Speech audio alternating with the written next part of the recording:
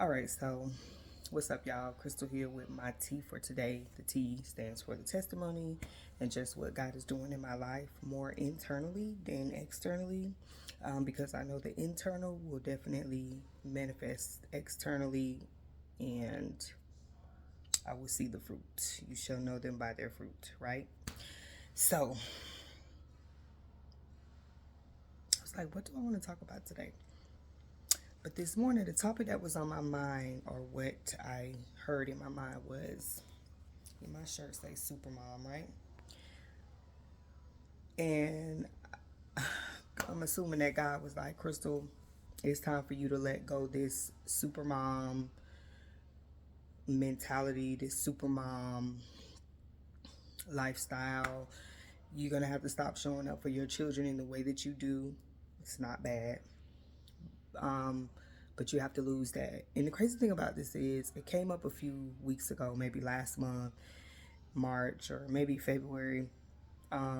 Like the motherhood gratification, the gratification of motherhood and stuff like that, because I'm so over like these mom communities, these mom life communities, these mompreneur communities, and I've never been a part of any of those and never desired to be a part of any of these like mom communities, because I feel like they're glorified. They're overly celebrated. There's just too much emphasis on the mom, which I do think it downplays the father a lot. Like the father, the man, the husband, because you can be a wife too, but motherhood has taken priority. And I do know that after having 5 kids, that your life as a woman changed dramatically because you're so much more needed than the man is. Well, let me take that back, because no, we may be needed so much so in the beginning because we're the nurturers. So of course, if we have a baby and they're a newborn, they need us because we're feeding them, we're caring for them, we nurture them. But they need their father as well if their father is present, because there is something in a presence that their father can give them that we cannot as a mother. But I also understand that moms just take on a different role. I'm not going to say our role is more important than the dad's role or the husband's role, because there's like, I'm not going to even say 50-50. There's a 100% show up for both people. But over the years, society, especially now that I've been getting into the nonprofit world, society and culture has developed this thing around single moms. And obviously, if you've been on any type of government assistance, cash assistance, whatever the case may be, I've been there. You will quickly figure out that everything is about the mom. Everything is about assisting the mom. Everything is about assisting the mother, whatever the mother needs. They barely even ask about the father. And if the father is not present and you need assistance, whether it's like cash assistance, they're going to automatically want to put that husband on child support. So I've been studying these things, and with God dealing with me about this, because I have taken on a role as a mom that has become priority over a lot of things, not just my life as who I am as a wife, but who I am as Krystal. So when you hear about moms losing their identity, losing themselves, being lost in the sauce once they become a mom, it's very true and it's very real. But the question is, why do we get lost once we become a mom? And for me, it was because my identity wasn't firm. Like, my relationship with God now is not what it was when I had my son, but gradually over time, as I'm now with I had my fifth child, my relationship has grown so much, and identity has played a big part in that. I did not know who I was in God. I didn't know the promises of God. I didn't know who God said I was and who I am. All I knew is what people thought of me, what society said about me, the false lies, the false responsibilities, all of these things that I had taken on from childhood is that's what my identity was. I had a a toxic perception of love and all of this stuff. So all of that stuff played a part in me being lost as a mom. I mean, I was lost before I became a mom, but we can automatically use that as a reason why, like, we don't know ourselves. I don't know who I am. I don't know what to do anymore. I don't know. But if I had known who I was and I had a firm planting in my identity, and I knew my purpose, and I knew my call, and I knew what God was calling me to do, which in a sense I believe I did have an idea, but because I was so, like, just trauma, just people pleasing and validation and wanting all of these things from people to fulfill me, that when I became a mom, if your identity is lost, you automatically turn it into motherhood. It's like, I have something to live for. Oh, this is who I am. This is what I'm called to do. All right, so I don't know where I left off at. I had to pause because motherhood.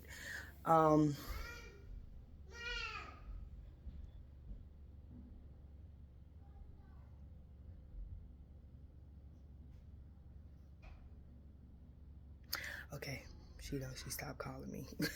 So, what was I saying last? I can't even remember. But I mean, obviously, if you're lost, so like I was saying, when I became a mom, my oldest son is now 12.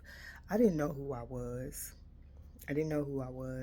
So I was finding myself in so many other things, so many other people, coping mechanisms, trying to find love in all the wrong places, trying to find fulfillment with friends, and just, wanting people to tell me who I am, validate me, tell me you love me. And it was because that was something that I did not get as a child. The validation that I had as a child and as growing up, it was like, oh, I approve of you if you go to church. I'm a pastor's kid, so I approve of you if you're in church. I approve of you if you do exactly what I say. I approve of you if you be who I say you need to be. Do what I say you need to do. When I say you need to do it. I approve of you if you live your adult life this way. I approve. And I never heard, like, I love you, I care for you. My emotions weren't validated because I grew up in a household where it was like, that don't matter. You just do what I say. Wasn't no open, So, long story short, I took all of that into motherhood. And also being with my husband now, who I met at 14. Also, it was like motherhood took priority over our relationship because how our relationship was established. And in all honesty, I didn't even know who I was with him. So it was like, it was just love, but it wasn't the love that I needed because I didn't know the love of God. And so if you don't know the love of God as you go into motherhood, and your definition of love and acceptance and all of this stuff is defined in something else, it easily turns into like self-hate and pride and self-centeredness and just all of these things, fear, all of these things show up, and you take that into motherhood, and then your identity becomes motherhood. So now it's like, this is who I am. This is what I was saying. This is who I'm called to be. I'm finding my identity. Maybe this is what it was all along. So then that can become toxic because now you're pouring yourself into being a mother. And then all of the bad things that was, happened to you before then and all this stuff, and I do so much, and I take care of my son and my children, and I give them this and I give them that, and what are you doing, and blah, blah, blah. I think ultimately the glorification of motherhood has happened because society has made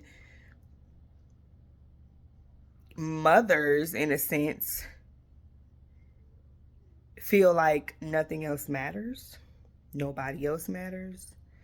As long as I'm here for my kid doing what I need to do. Anyway, so what I have done over the years is I found myself showing up for my children in so many ways that I should not have been showing up for them. That wasn't my role. Maybe I should have got somebody else. Maybe I should have had more open communication with their father.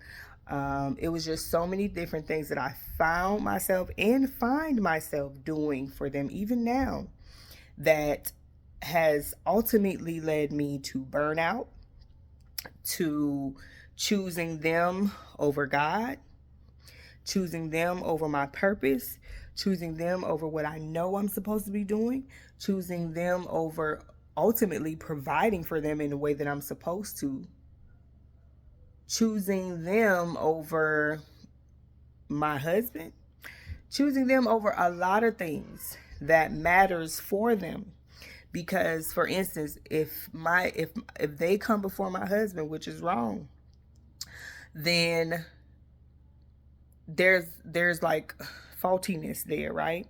So what I'm modeling to them and what they're seeing me be is a strong woman, but the wrong perception of a strong woman. Like they see me, oh, go to mom, ask mom, like show up. Mom will show up. Mom will take us. Mom will, no matter how tired she is, mom will do it. Mom will do it. Mom will do it. And so as they get older, I'm realizing that there are some things that I have done and I have chosen motherhood over really what is right. And ultimately, that is living righteous, living the way that God has called me to live. Because at the end of the day, it's me first. It was me, then it was motherhood. And it was God to me, the motherhood. And I chose to try to identify my life in my children. But I also found myself saying things that I shouldn't be. I would never do this. I will never treat them like this. I will. So it put me in a mindset of I have to always show up for them no matter what. I have to always be doing this no matter what. I have to do this to show them no matter what.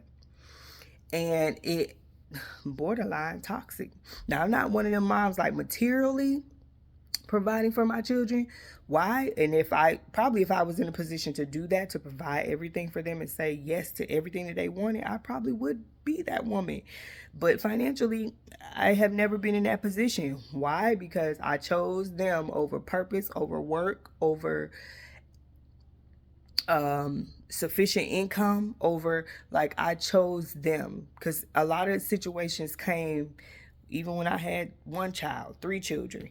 It was just like, no, because this is going to take away the freedom from me, from my children. I'm going to have to put them in daycare and they're going to be in there all day long. And this is all the time that I'm going to get with them after daycare. And I don't want to put my children in there while they're super young and stuff like that. I'm not talking for nobody else. I'm talking for myself, because this is how I made decisions. And I would use my children as a reason why, or an excuse of why I couldn't do what I was supposed to be doing, or answer the call of God, or it was disobedience. So this perception of motherhood, and this is me. I'm talking about me. I'm not talking about nobody else. This is just what I deal with. This is what the Holy Spirit have been dealing with me about, because I'm burnt out. And so I'm tired all the time. I'm burnt out. I'm just like, I can't mother. I even have moments where I'm like, I just can't mother in the way that I used to. I used to be the mom to be able to run around the park with my kids.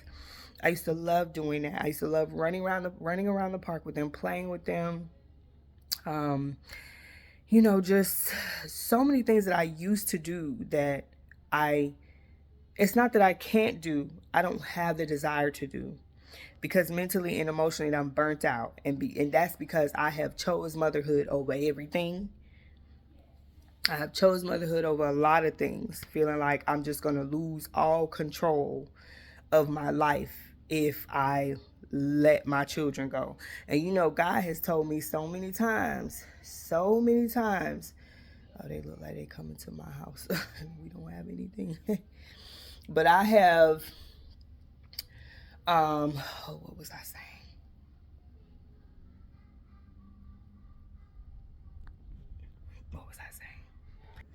So, because I keep getting interrupted, I'm gonna bring this to an end. But because I keep choosing motherhood over a lot of things, feeling like I'm losing a sense of control. And y'all know, control, losing the little bit of control that you think you have, it doesn't matter what area of life it is in, even when you're not aware of it. Because, like I said, as I talk this out, motherhood gave me a sense of control that I did not have growing up. So growing up, I felt like I could not control my life. My parents dictated my life. They told me what to do, and I wasn't that kid that was going to talk back or whatever the case may be. So I took that into my adult life and just allowed people to dictate what life was for me. And I accepted a lot of things. So motherhood can give women a sense of control that makes them feel like they have some type of power, some type of identity. I can control this part of my life, so let me just do it how I want to do it. There's no surrender to God. There's no surrender to self. There's no dying to self. Let me not surrender to self. Dying to self, and no surrendering to God in this part of our lives called motherhood. And so we burnt out, we tired, we get to a point where we feel like, you know what, I'll do it. I don't need your help. To the point where you don't want to ask for help. You don't want to be in community. Maybe that's why I don't want to be in community with moms too much, like just solely moms, because I'm over the mom stuff, but at the same time, I know I'm a mom, so I'm not saying it in a way of like, I don't like the motherhood communities, but I've never been the one to be like, mompreneur this, and mom like this, and even though I have this Supermom shirt, this is the only thing I own that says that, because it's like, I want my identity back, so I'm not finna rep this mom life openly. I just never been at that point where it's just like, no, that's not who I am. Like, it's a part of my life. It's a role that I play, but it's not who I am. That's not my identity. I just have the privilege of being able to have children and steward them. And we can become bitter. And I believe I have, in a sense. In some areas, because the control that motherhood gave me still didn't turn out the way that I thought it would. It didn't really, it changed my life, but in a way where, at the end, I'm tired, I'm burnt out. I'm like, now I'm ready to put these kids in daycare. Even my 1-year-old, I'm like, I will put her in daycare 3 days a week. But in the past, it was like, no, I can't do that. I have to have them home. I have to do this. And God is like, see, I keep telling you, and I kept telling you, don't worry about your children. Surrender them to me. They'll be okay. But all this time, it's like, Lord, that's the little bit of control I feel like I have over my life. And really feeling like I have no control, because these children have identities of their own these days. Like, we're not in the generation of how we grew up. We're in a generation of, social media and all the access that they have to things, and the kids that they're around, the mindset is just different. And so these children are more confident. They learn way faster because they just learn stuff quicker than we did. They're exposed to so much more. Like, they're just more bold and they're more courageous. And so I try to respect that in my children as well, and not put them on mute. Like, no, you shut up. You don't talk about that. You don't express yourself in this house. You don't, but that whole gentle parenting thing, I'm not doing. But it's like, I'm still giving them the fact of like, God created you and you have an identity. I didn't have that. I didn't have that growing up. So I let my children know, God created you. You have an identity. He created you to do something. And we're going to pray about it. I'm not going to be the one to tell you, but I'm going to support you in any good thing that I possibly can as you develop that. And I believe even now, my children at the age that they are, my oldest is 12, my youngest is 1, like my 6, 9, and 12-year-old, that they can come into purpose right now. And so I pray about things like that, because here I am at 36 as their mom, feeling like, Lord, I surrender them to you. I surrender my control. I surrender my perception, my plan, my vision for their lives, what I thought I wanted for them, how I wanted life to be for them. I surrender. and I give them back to you so I can get my life back. That is where I am. And so this is just, me. This is me, my testimony of like how God is, just bringing me up out of these things, like this wilderness of things that I have been holding on to and don't even realize internally that that's what I've been doing. And so now I'm at a point where, like, Lord, has this played a part in my husband and I's relationship? Because we're not on the best of terms and haven't been for a long time. Because can we talk about the man for a minute? Because let's talk about how the man finds his identity in work, which is a must. But when your identity is just work, and then for me, so if you have a husband and his identity is just work, come home, eat, 10 minutes with the kids, which is the reality for a lot of women, and you have a mom who has been a stay-at-home mom for pretty much 7 out of the 12 years, 7 full years out of the 12 years of being a mom. And so that is what it is for me. That's what life had become for me, feeling like my full-time job. How could I possibly go get a job, Lord? How could I possibly turn my life around and live my life on purpose now that I have lived life this way for 12 years? How can I? God, you're going to have to help me with this, but that is where I am. That is where I am. So he is definitely shifting my perception of motherhood, because it's like, it's time for you, Krystal, to shine. You have been dimmed for a very long time, and now it's affecting your children. And when you be disobedient to God, your children, your children can run rapid, like, not rapid, fast, but what's the word I'm looking for? Your children can be, I'm not going to call them crazy, but they just, like, it's chaos, it's confusion, they're not listening, it's disobedience, it's a lot more rebellion. It's like, it's because there's something that you need to surrender, because at some point, especially after moving here to Georgia, we've been in Georgia for 2 years. So I'm always saying I've left Florida, which was like my Egypt, and now I moved to Georgia and quickly realized that Georgia is my wilderness, to purge me, to shed me, to fix me all, straighten me, tear me down, straighten me all the way up, fix my life. Like, that's what's going on. And I'm shedding every single toxic, dirty, negative, unneeded thing, unclean thing in my life. And this is one of them. And I'm telling y'all, if it's not one thing, it's another. God is like, okay, let's move on to this, and let's move on to this. And so when I was in Florida, where I thought I was comfortable living the way that I was, it was like, I had my children under control. We had a routine.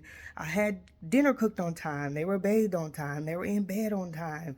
We went here, we went there. We were in church all the time. Like, life seemed perfect as a mom and as Krystal, right? Because I felt like in that chaos, confusion, toxic, yet organized environment where I thought I had control,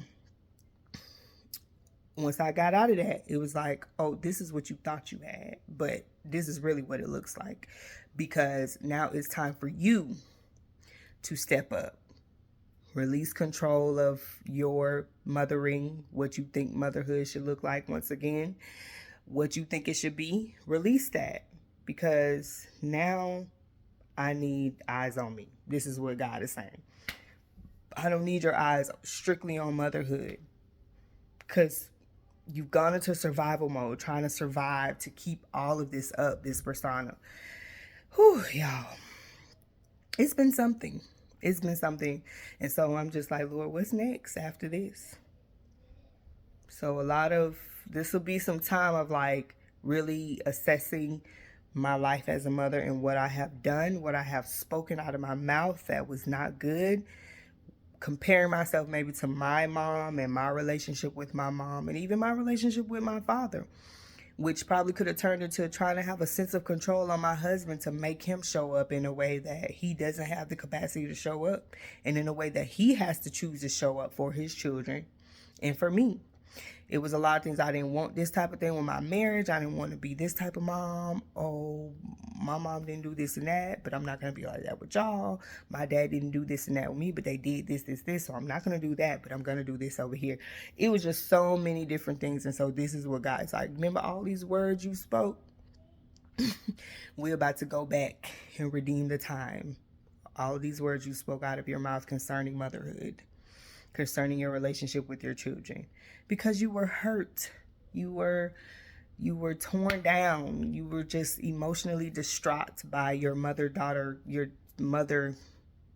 relationship, your father-daughter relationship. Like you said things and done things from a place of pain. You've been mothering from a place of pain, a place of fear, a place of not being healed, a broken heart. That's my tea. I always say I'm going to share more, but I promise y'all I'm going to try to as I go through this. I don't think this is going to be a very long process with God, because I'm like, Lord, I surrender. Whatever you need me to do, whatever you want me to do, I surrender. Because I have learned that as well, that God will be like, let's deal with this. And I'm just like, no, I just want to keep doing it like this over here. Lord, just let me. Okay. So I've surrendered quickly to that, and I'm just like, okay, God, whatever you need me to do, no matter how much it hurts, I'm here. So we're in the phase of dealing with motherhood and breaking down walls and tearing down things to build back up in the right way.